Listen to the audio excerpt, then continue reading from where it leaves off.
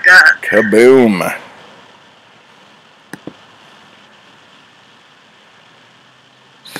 Does it have to be that big? Oh, there we go. I hope that works. For the thunder. It was like a beautiful day 20 minutes ago, and now it's thunderstorming because I live in Pittsburgh. Pittsburgh. Yeah. Have you always been there? Not my entire life, but for the past 6 years I have. Where are you from originally? Central Pennsylvania. Still a Pennsylvania girl, just different part of the state.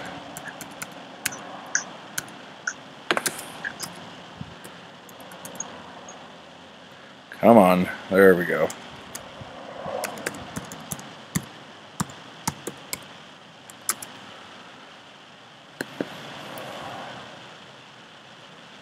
Okay, so that's on. Normally, I don't do all of this stuff while we're on, but we're on. So that's fun. It's definitely thunderstorming outside. All right. Oh, wait, hang on. There's one last thing I gotta do. Sorry. Where did the chat go? Chat, where are you? Aha. Hello! Okay, so we already got some people in the chat. Yay! Let's get you up here, and this right there. Perfect. We are good to go. Yeah. Alright, so, hello everybody, and welcome to Booktube Live. The only live Booktube channel that I have started. And with me... And with me is abookolive. Yay! Hi. Hi, how you doing? Good, how are you? I'm good. Apparently it is thunderstorming in Pittsburgh. It is. If you see like bright flashes of light, it is not actually paparazzi, it is just lightning outside the window. Oh, speaking of paparazzi, I have to ask, did you stay up all night to watch the royal wedding? I wake up really early in the morning just because I have to do so for work every day. So I was up, so I watched a bit of it because I was interested in her dress, so I watched a little bit, yeah. Now, were you shocked that her veil was longer than her train? Can someone be shocked by such a thing? I have no idea. Like, I was That's watching not really it. Something I would be shocked over. I thought she looked beautiful, and that was about the extent of my emotions toward it. We got HBO so we could watch The Cord and Tish with Will Ferrell making fun of everything. And then we ended up not even watching it, and we were just watching it on People TV, like People Magazine. And I had to listen to 5 people talk about what they assumed people were thinking and feeling, and I wanted to kill myself. It was so awful. Like these words are what people assumed, like what they assumed that people were thinking and feeling. I probably was thinking and feeling none of those things. But, It was so bad. And it's funny, too, because my wife is British. So we thought that this was going to be a thing that she was going to watch. And all month, she's been going, I'm not going to watch it. Oh, no. Then at 2 a.m., she got this bee in her bonnet that she needed to, like, be British and watch the fucking wedding. And, yeah, so, whew, I was up. Did you watch the whole thing? I finally left when the priest didn't stop talking. And I was like, what's going on? Like, why is he stealing the show here? And she's like, it's going to be an hour-long ceremony. And I'm like, an hour-long ceremony? I'm like, I'm out. And, yeah, so that was the end. I got married in a civil ceremony. It took roughly 10 minutes, and it was perfect. Yeah. The first wedding of mine was in Vegas at Excalibur, which would sound like it would be a lot of fun, and it wasn't. And in the video, the guy's talking, and I'm like rolling my eyes and just like, and so my wife at the time thought I was rolling my eyes because I was getting married to her, and never understood that it was because this guy was just a blowhard and he wouldn't shut up. So second wedding was at this like civil thing, and it was awesome, and we were like in and out, and it was done, and it was great. So good times. So let's stop talking about other stuff that means nothing to this. And when did you? Sorry. Yes. When did you start your channel? I started my channel in January of 2015. So over 3 years ago now. Wow. So your like welcome video, like your little channel trailer. Yeah. How long later did you make that?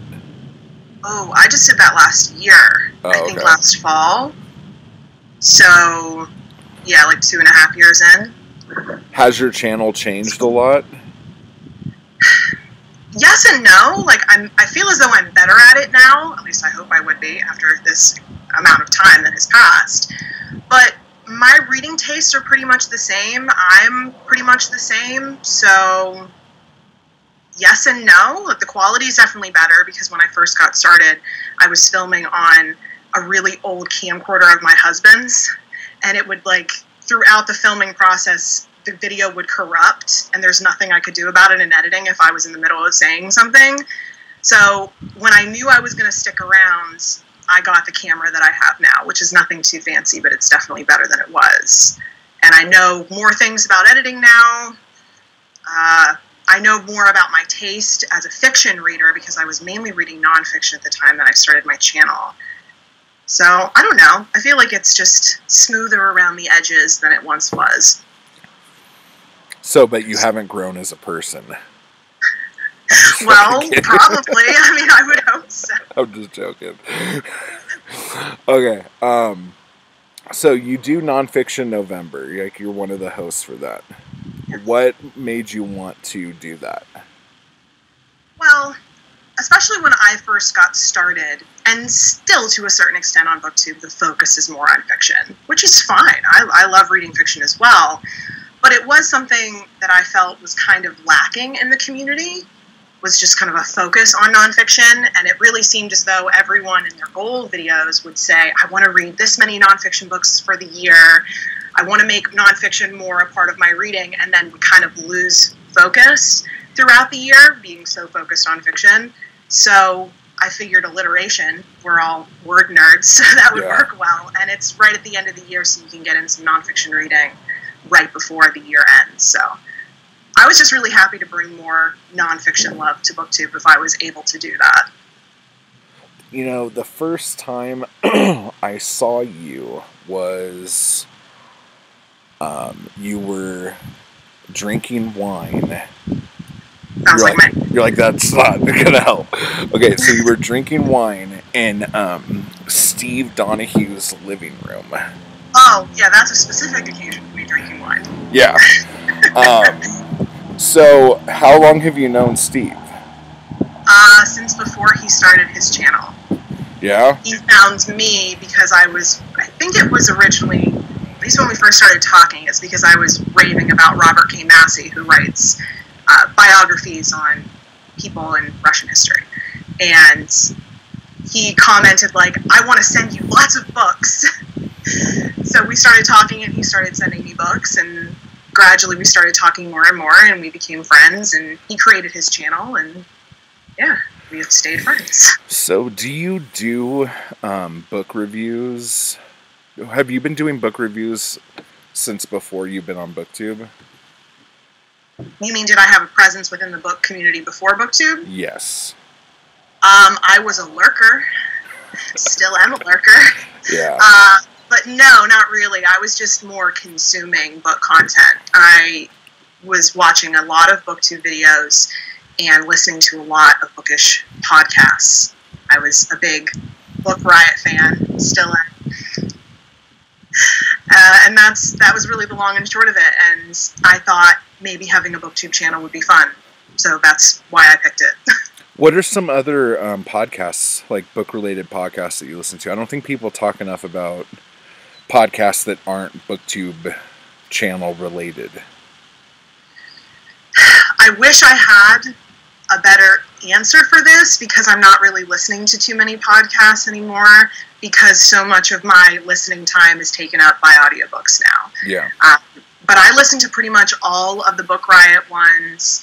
I really love Stephanie from That's What She Read. She has a podcast with Rachel at Shades of Orange called Books in the Freezer. And even though I'm not a horror lover, I've been on their podcast. I love both of them, so I do try to listen when I can. Nice. Since you brought up audiobooks, let's talk about the drama that comes up about every 3 months when someone says an audiobook isn't reading. What do you think about that? I did a video on this, like, very, very early on in my channel, so I doubt anyone has seen it. But I think there are so many different opinions about things relating to books, and my general opinion on most things is if you don't agree with it, don't do it. If you don't consider it reading, then don't consider it reading. Don't put it toward your Goodreads goal or however you count these things. I consider it reading.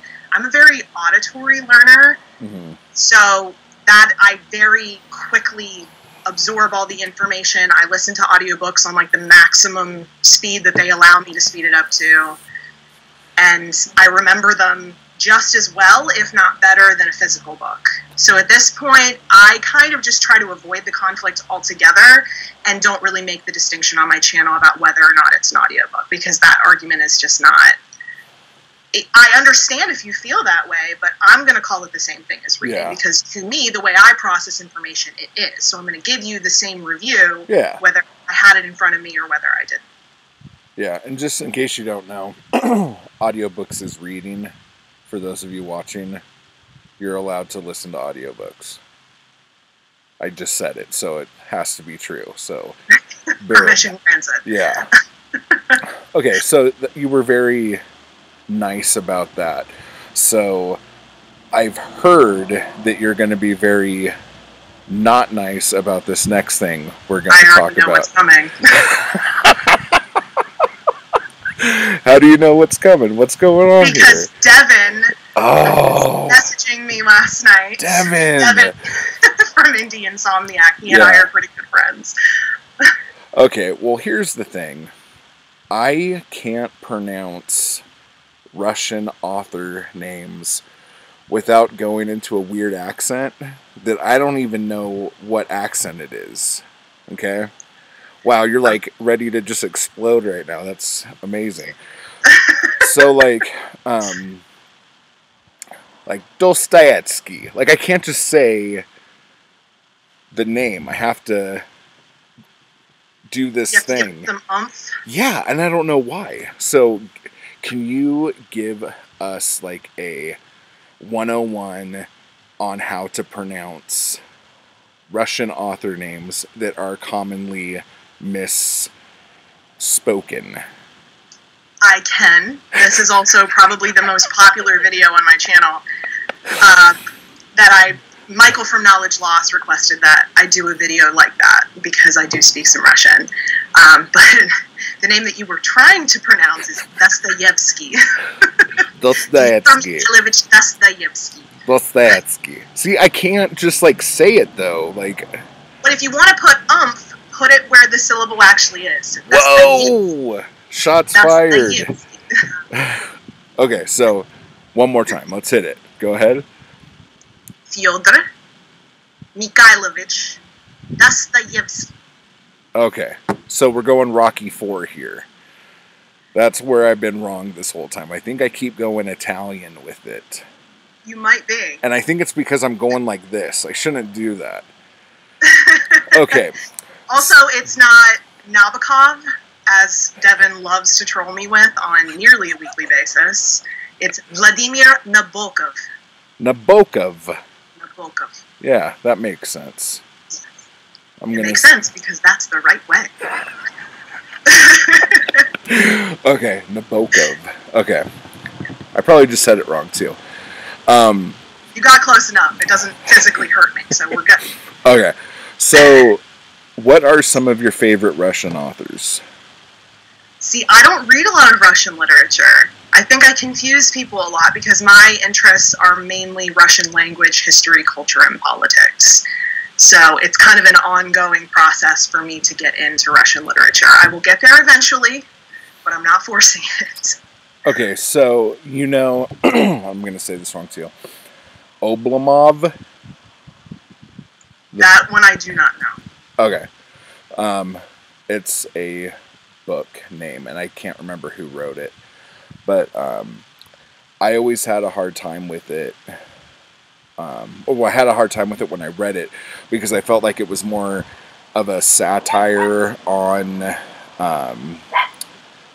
like the old money of Moscow, and I didn't understand the politics or anything of the early 1900s behind it, so I felt like a lot of it was lost on me. But that's okay. Yeah, definitely the historical context will help you with a lot of Russian literature, which is something that I will be able to bring in when I eventually get into it. Yeah, I've read bits and pieces of different novels and just haven't read anything that's clicked with me yet. Dostoevsky. No. I knew I was going to forget. It's awful. I'm really sorry. I'm sure it's like nails on a chalkboard. I'm so used to it at this point. It's all right. See, it annoys me when Devin does it because he does it specifically to troll me. Yeah, I just have like no concept of memory when it comes to someone saying, this is exactly how you're supposed to say this. And I'm like, oh. And then I say something completely different. So, John Townsend asks, what's your favorite read so far this year? Oh, I just finished it. North and South by Elizabeth Gaskell. Yeah? Yeah. What about it Wives made it and the Daughters, best? her other, more famous book, was my favorite of last year. And I was really nervous about picking up North and South because I didn't know if I was going to love it quite as much. And I loved it potentially even more. So I'm excited to rave about that on my next wrap-up. Have you read everything she's done? No. Which is exciting. I'm happy I haven't. Wives and Daughters was the first thing I had ever read by her, and it just absolutely blew me away. So there are a few other novels, and I know she had like a few short story collections, I believe. I think I own them all now, so I'm going to have a lot of fun going through all those. Yeah, I think that's one of the greatest things ever when you stumble upon somebody who's like your new favorite. Yeah. Because when you read something great and then you read like 9 books that are like, it makes you really want to just like go back to it. Yeah, that's why I end up rereading everything. Are you a big rereader? I want to be. I think there's a lot of value in it. I just kind of forget because I have so many other books that I'm looking to read. Mm-hmm. But I read my favorite book every single June, so that's coming up very shortly, which I'm very excited about. And what's that? Rules of Civility by Immortals. Yeah? What's that about? Mm-hmm. What's it about? Yeah, I've never even heard of it. It is set during the 1940s, and we follow 3 characters and when they first meet on New Year's Eve through an entire calendar year, and the way in which their relationships change, and it's hard to explain, but it takes a lot of inspiration from Thoreau, mm-hmm. which I'm going to read Walden alongside of it this year, to try to get a little bit more out of it. And yeah, it's hard to explain, but it's basically like 2 girls and a guy in New York City in the 1940s. If that's something that interests you, you might want to. That sounds good. Rebecca Smith asks, what other classic authors are you interested in? And do you think you will connect with? Well, I am continuing to go through basically this ongoing list of classics that I want to get to. I have a whole bunch that I want to read to be able to consider myself a well-read person, which is a whole other conversation. But I want to finish up all of Jane Austen's work. I have, I think, 2 left to go, one of which I'm going to be reading this year. I've read a good number of the novels from the Bronte sisters. I'd like to continue with those and finish those up. Edith Wharton, I want to read House of Mirth next year. I really like George Eliot. Everything of hers that I've read so far I've connected with, so I'd like to continue with her. A whole bunch. Is there any classics that everyone seems to love that you just, like, did not get, like, everyone's fascination with? I don't connect with William Faulkner. I tried to read The Sound and the Fury in high school. It did not go well. So I've been very reticent to pick up anything else by him. But I have heard from many different people that As I Lay Dying might be a good place to start with him, maybe start and finish with him. That might be the extent of my reading of William Faulkner. I've never really felt a desire to pick up Hemingway. And I also read Appointment in Samara by John O'Hara last year and really did not like that. I did not understand Bride's Head Revisited. I know a lot of people love these. It's just like, I know that the point, like, me, the point, like, it's just, I just don't see it. It's just not for me. Yeah, like, I personally love, like, early to mid 1900s American literature, and I really am not a huge Faulkner fan. And it's not just me. Yeah, it's just like I understand, like, the Southern Gothic, like, dialect thing, but it's just, I almost feel like that is just too much. Like, not that I'm getting stupid or reading it. What's that? I see where you're coming from with that. I know a lot of people love that, and I can see why they do. It's just not ever something that's particularly interested me. Okay, On the Stoop asks, do you think nonfiction has become more prominent since you started your channel? To what extent do you think Nonfiction November has contributed to that? So he's already guessing what your answer is going to be. But go ahead. I have no idea. That is impossible to measure. I would hope it had some sort of an impact.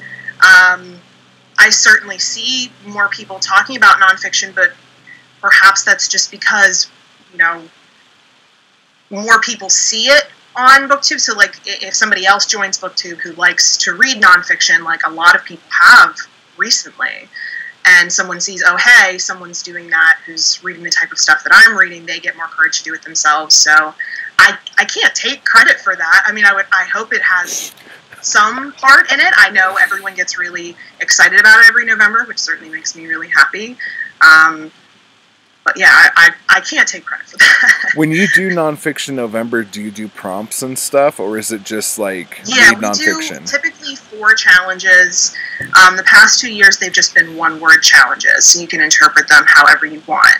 So, not this past year, but the year before, one of them was new. So that could be a new release, it could be a topic that's new to you, anything related to that. And then this year, for example, one of them was substance. So it could be an author of substance, it could be an amount of substance, drug, or water was one of the ones that I read about. So, yeah, we have gentle prompts. We don't want to make them too difficult for people to fit themselves into. Like, if we do genre like we did the first year, I feel like a lot of people maybe would not want to join in on that, because if they don't like, say, a biography and we tell them to read a biography, they're not going to want to do that. Or like Einstein at 24.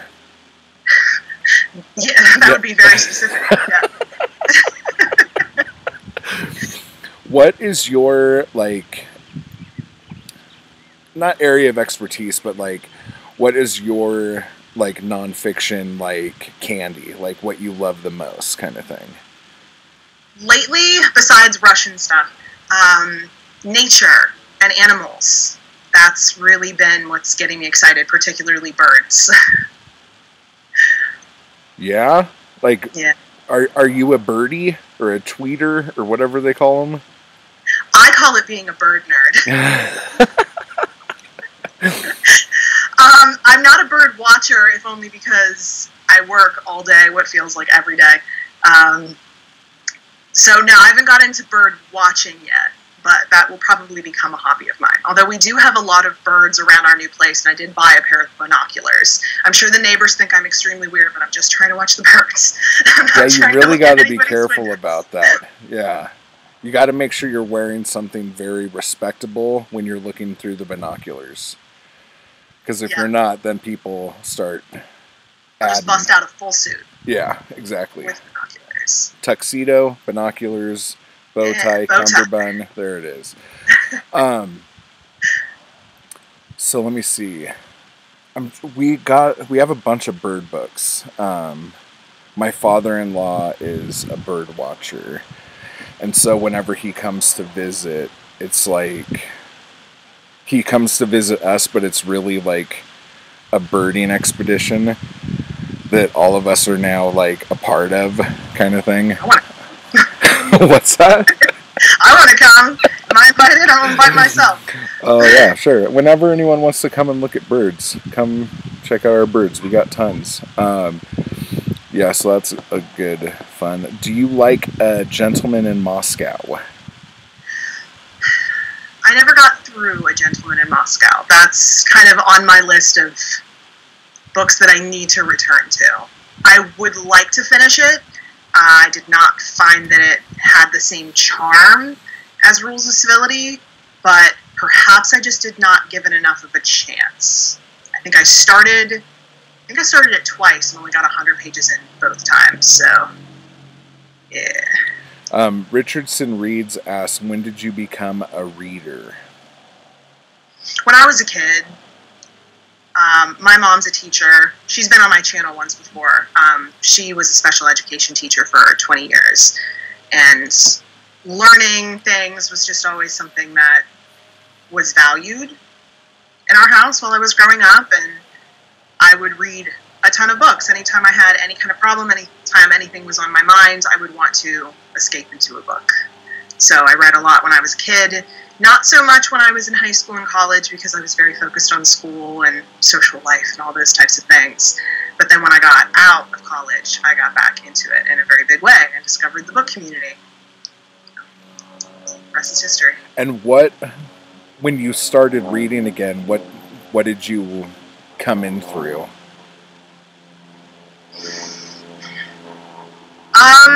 When I was in one of my courses in college, we had a book assigned to us by Ian McEwan, who's a pretty popular writer. We read Saturday, and that was the first time since I was a child that I had just blown through a book. So once I got out of school, I reread it, and then tried to find other books like it, and then wanted to continue learning about Russia and all the things that I love to learn about in college, because I am a giant nerd and not afraid to say so. So just kind of kept on with my education in that way. It's probably why I was reading more nonfiction at the time. And that just kind of pulled me back in. Nice. Lydia Holmes asks, what would be your give to anyone nonfiction read? This is so hard because everyone's going to be interested in something different, but I do pretty universally recommend The Power of Habit by Charles Duhigg, because it's just about psychology and ways to know your own psychology better. And I thought it was fascinating. I love the way he writes. He gives anecdotes as examples of the different pieces of science that he's trying to teach you. So it's really engaging in a way that I don't find all nonfiction to be, as much as I love it. So that's pretty much my Swiss Army knife recommendation, as they say over at Riot. What was the best Russian book on Russia that came out last year? I didn't read very many of them. Steve sends me a whole bunch of them, and then it becomes very overwhelming. They're all staring at me. I didn't really, if only because I had tried and failed to start a series on my channel called Russian History Retreat, and I put a lot of pressure on myself to read them chronologically and do a review for all of them, and that kind of turned me off of the whole thing. Especially, it's just It was a very busy year last year, very busy year this year. So I didn't really read much of any, but I'm going to get to it. Is there a particular bit of Russian history that you prefer more than others? I love learning about Nicholas II, who was the last Tsar, and his family, and the Russian Revolution, and Lenin. Nice. Let me see here. I think I might have... Oh wait, I could just check that. Okay, so we're back to being all good here. Sorry, everybody. And Bibliatlas asks, for fiction, do you prefer older or newer works? Newer. Wow. Besides classics, newer. What's that? Besides classics. Yeah. I love the classics that I'm picking because I feel like I'm picking them better than I used to. But in terms of the literary fiction that I prefer to read, historical fiction, newer. Is that pretty much what you've been... Uh-oh. Sorry, chaos. So is literary fiction like your main fiction read? Probably. Literary fiction, historical fiction. Yeah, probably. Like no like sci-fi or romance or sci-fi romance or anything like that? Sci-fi I've never really clicked with. I don't know why, because it's pretty much exclusively all my husband reads. But that's really not ever appealed to me. I'll read some things. Fantasy, and I'm not opposed to reading some romance, I just haven't gotten into it yet. So I will go to different types of genres. I'm definitely not pigeonholing myself into any one particular thing, but yeah, when I'm picking up a piece of fiction, it's normally literary fiction or historical fiction. So when you and your husband are going to sit down and read, do you guys do that at the same time? Sometimes, yeah. Do you guys argue about the books you're reading? Because we're typically reading different things, no. But I have been encouraging him to get more into nonfiction. I think I've finally worn him down for him to want to read nonfiction. So now, I tweeted about this last night, he's doing the same thing to me that I've been doing to him for years, which is interrupting him while he's reading. Like, guess what I just learned? And he has to put his book down every single time. Now he's doing that to me, so it's payback. Nice. Does he read like Star Trek Blueprint books or anything like that? That's kind of nonfiction. I don't know if he'd want to read those. Just joking. He likes Star Wars. I know he's always wanted to get into Star Trek. Yeah. Okay, let's see here. You have mentioned, this is from On the Stoop again, you have mentioned before that you sometimes miss the relative anonymity of being a smaller channel. Why? Anonymity. Yeah, I do. I'm not going to, for a moment, say that I'm ungrateful for my growth, because I'm very grateful. I find it confusing sometimes. I did not expect any of this. I'm very, very happy that the number of people who have found me and can connect with my content, it makes them happy or whatever. I'm like over the moon happy about that. But there are things that you can do and say when so many eyes aren't on you that you can't when there are. I just did a whole video about books that I will probably never read. And I tried to be as fair about it as humanly possible. And I do feel this way of like, I might change my mind. If you like these books, I'm happy for you. But the response I got was, we'll say, enhanced by the fact that there are more eyes on me now. And I also feel like within the smaller Booktube community, once you reach a certain number, it's like, I don't even know the right word for this, though, but there's a little bit of a divide when you're no longer a small booktuber. And I felt this way when I first got started, like, oh, this person has this number of subscribers, I can't possibly talk to them. They're not going to want to hear from me. Yeah. And that now that I am sort of in that place, it couldn't be farther from the truth. Like, I still want to be a part of the smaller community. I want to talk to everybody on Booktube, especially if we like similar things and have, interesting conversations that we could be having. So yeah, I do miss it sometimes. Do you find it hard getting back to everyone's comments after you post a video? Yes, it makes me feel absolutely horrible because I read all of them, and most of the time I'll have like a response in my head, but I can't get back to you because I'm sitting at my desk at work on my lunch break or something like that, or I'm called away for some reason, and I just can't get back to people. And so I try in the evenings, even though I have a very short period of time before I have to go to bed and wake up and do it all over again in the morning, to try to get back to everybody. But I'm not the type of person who wants to respond just to have responded. I want every response to comments that I receive, a lot of which are really, really thoughtful, and I love receiving them. Yeah. I want to pay them the same respect that they've paid me and give them the type of response that I want to.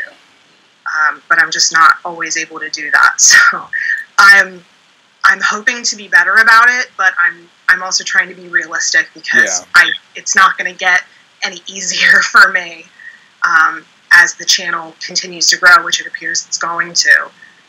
So I just hope everyone knows that I do read them. I really appreciate them. I really do try my best to get back to them, and I feel bad when I'm not able to. Like, let me give you a scenario here. Like, I'll be just going through notifications or checking comments I got, and I go to a video that, say, I posted like 2 weeks ago, 3 weeks ago or something, and I respond to a comment, but then I see there's another comment that was there, and it's like, oh, from like 3 weeks ago. When you see that and you like missed it the first time around, let's say, do you comment on it and say, oh my god, I'm so sorry, I can't believe I didn't see this comment before? Or do you just like quietly like back away and go, oh man, if I comment, it's going to make it worse, and draw attention to the fact that it took me 3 weeks to answer this comment? It's funny you mentioned this because I was just talking to my husband about this last night. And like, once it gets past a certain point, I feel like once you're 3 weeks past when that person has left you a comment, I feel like it would potentially be weird to respond to it. Exactly. I don't know what to do. And I don't know how, like, it's on my channel, so it's like, I guess I could do it if I want to, but I don't know. Especially because that person has probably forgotten that they even left it at that point. Exactly. I get so nervous and they get this about notification that. like, Olive, what the hell are you doing at notifications? Like, get out of here. Dude, I had this exact same, like, everything you're describing, I went through last night. I'm like, oh man, what do I do? Do I say anything? Do I not? What if they're like, I didn't leave a comment on so-and-so, what the heck? And then, like, all of a sudden, boom. Then I just feel like an idiot. Okay, so it's not just me. Okay. Super struggle. Yeah. So 3 weeks, is that the cutoff we're doing now? Oh god, I don't even know. I feel bad all the time. Like, I was responding to a bunch that I got like 4 days ago, and I was still like, I'm so I'm so sorry. Ugh. Okay, what do you guys think in the comments about that? Are you going to get mad if we respond 3 weeks later? Yeah, please tell me your cutoff. Like, at what point are you like, this person is creepy? Yeah. Responding 3 weeks later. Like, what is your cutoff? So then I can just live by that. Biblioatlas asks, just for fun, what is the most boring nonfiction subject you could think of?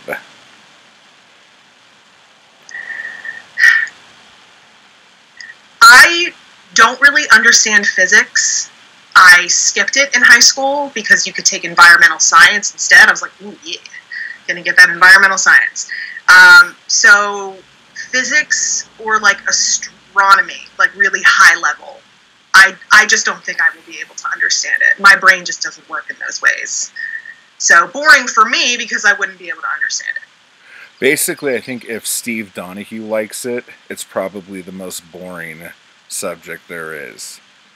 Is he watching? No, I'm just kidding. I hope he is. He just gets so excited about stuff sometimes, and I'm like, huh?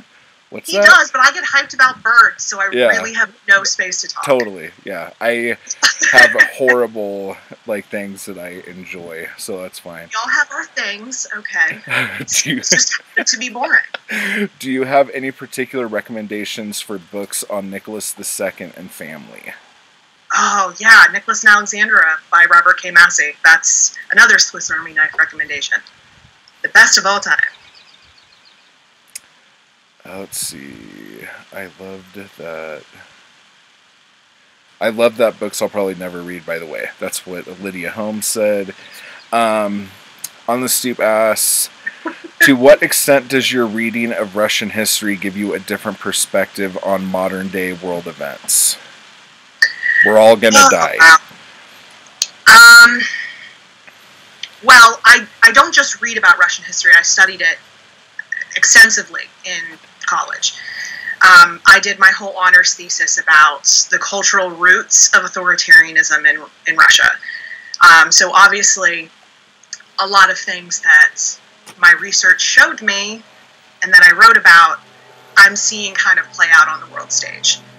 So I find it valuable to understand what's going on in the world right now. I feel as though I understand more about Russia and the Russian people. I think they're wonderful. I really love learning about Russia. I love their language. I love their culture. And I feel as though Americans and Russians really misunderstand one another. So I feel as though, not that I understand them completely. I am not a Russian person.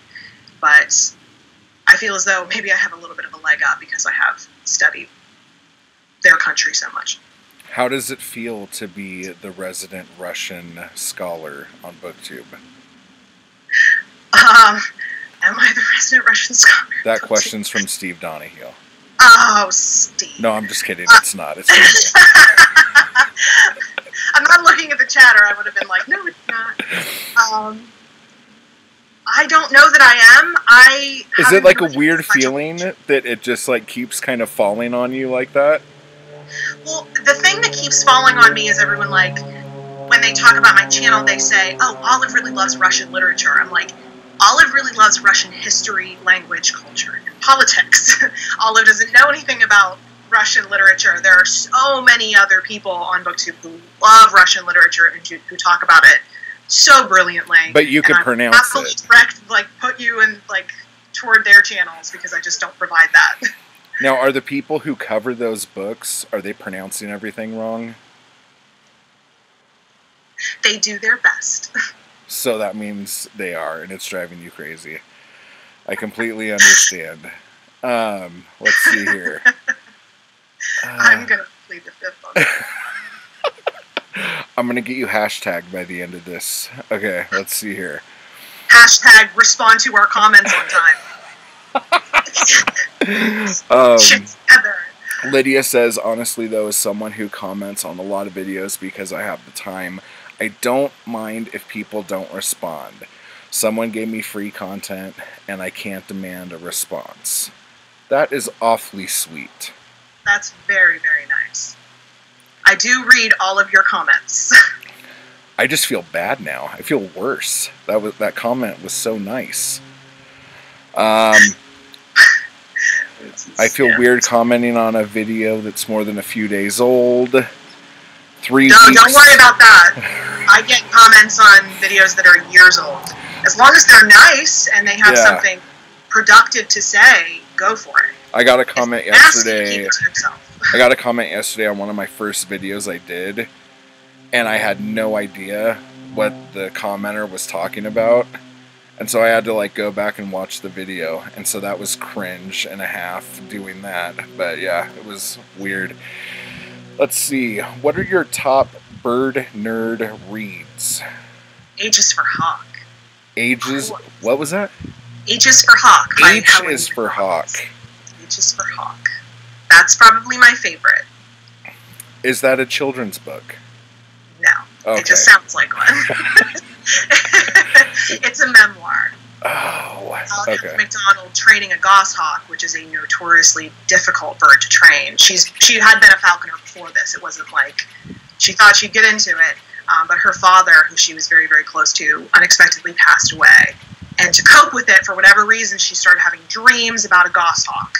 And she just wanted to throw herself into something. So that's what she did. So that's about her experience doing so and how she kind of lost herself throughout the process and then came back out of it. And it's beautiful. It's like a mixture of memoir, and she talks a lot about the author T.H. White and how he also trained a hawk and did so not well to deal with his own issues. So she's talking about him, and then she's talking about her grief, and it's the most literary memoir I've ever read, and it was just stunning.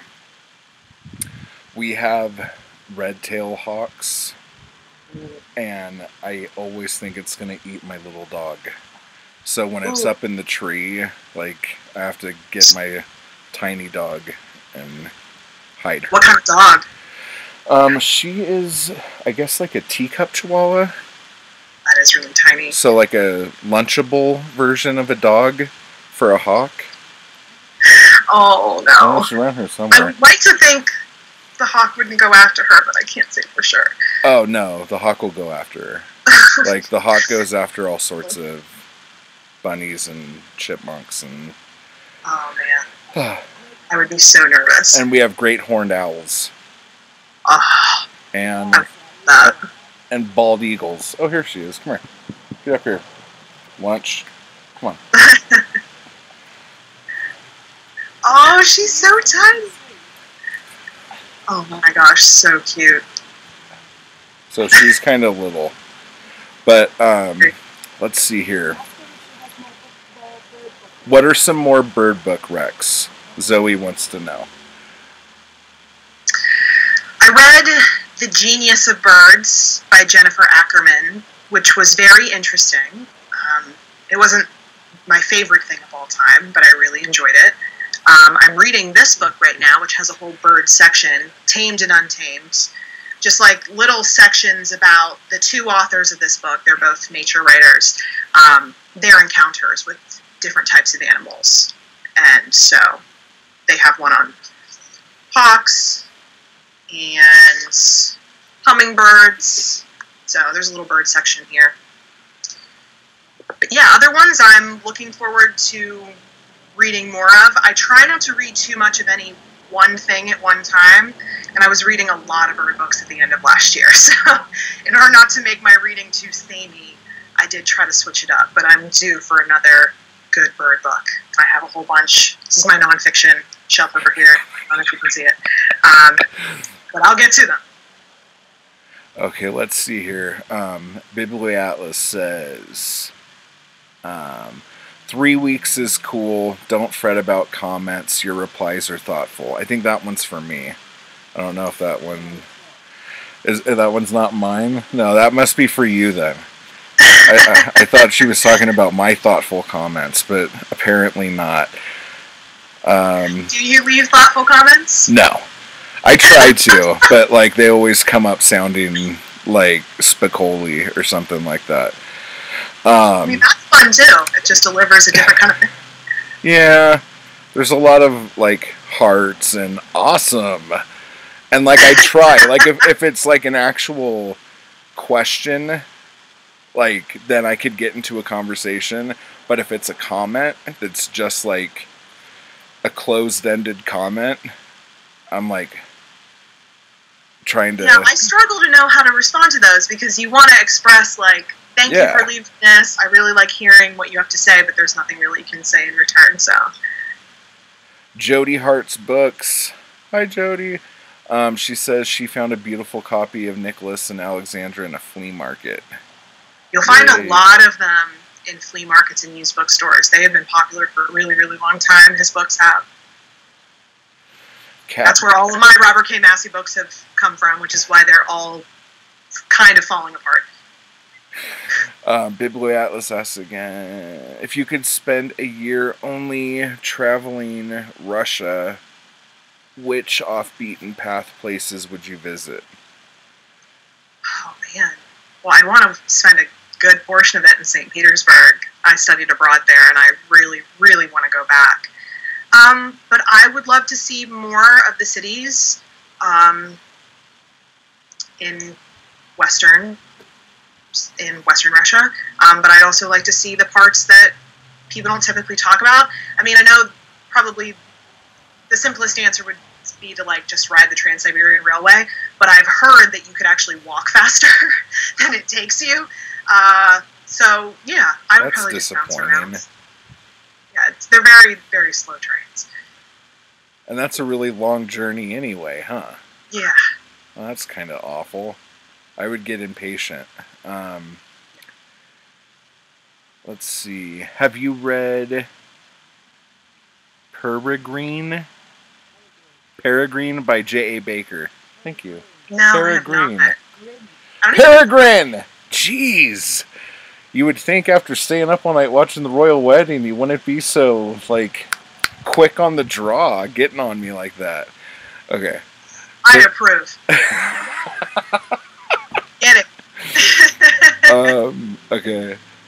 No, I have not read Peregrine. I would love to, though, because we have peregrine falcons here in Pittsburgh. They nest on the top of the Cathedral of Learning in Oakland, which is the tallest academic building in the United States. How tall is it? Tall. Okay. I don't know how tall. I'll take your word for it. In London, there's a lot. Feeding off the pigeons. In London. Yes. Ryan Garrison asks, to what extent has your subscriber count been tampered with by the Russians? Unknown. But I had no involvement. Cat Dancer, I wish Steve D wasn't so harsh on H is for Hawk because I found it incredibly moving as well. Did he not like it? I think when he first read it, he thought it was okay and just didn't see what all the fuss was about it. And then I think I remember, because I have a creepy memory, I think I remember him saying that he was going to go back to it and give it another read, which he does quite frequently, according to him, to see if there was something he missed. Allegedly. Allegedly, he goes back and reads them. But I don't remember hearing him say if he found it better the second time. So maybe we'll have to bother him and ask him about that. I don't know why. I don't think he was harsh on it necessarily, but he didn't see what the rest of us did. The rest of us. Those of us who liked it. The rest of us. Yeah. Let's see. Cat Dancer also says, I recommend One Bird at a Time. Do you have that? One Bird at a Time? Okay. Let's see. Have you read, and if so, do you think of the Russian biographies written by Edward Radzinsky? Radzinski. Don't so do this whole this. show is just going to be... Gosh! What am I doing? I don't even think he's Russian. Radzinsky! What is that? It's Edvard. Is that like, why do I yell? Names I don't know. You're trying to say it with force. Yeah. What is that then? If that's not Russian, that is Polish? I'm not sure, but I do not believe he's Russian. I have not read one of his books entirely. I read excerpts of a lot of things, especially in my classes. But I'm going to be reading one of his this month called The Last Tsar, all about Nicholas II. So that one I'm hoping to do a review on. Why was he the last Tsar? Did he really screw things up? Or was he just so good no one wanted to have another? The Russian Revolution happened. And then what happened? And then the Civil War happened. And then? Nutshell and then the this Soviet for us. Union happened. Okay. Yes. He was a very wonderful man, not a good leader. Yeah. Okay, so other than just war and revolt and all that, there wasn't like anything like fun or awkward that made No More Tsars happen. Anything fun or awkward? Yeah, as you do, you know, like fun or awkward things. No, I wouldn't say anything fun or awkward caused the the collapse of the Romanov family. Okay, there you guys heard it first here. Nothing fun or awkward caused the collapse.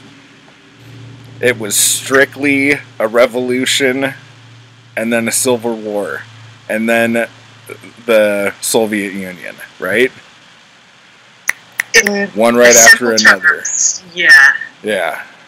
Well, Russia's a big place, you know? Russia's a big place, yes. I get a lot of questions about where do I start, and I'm always like,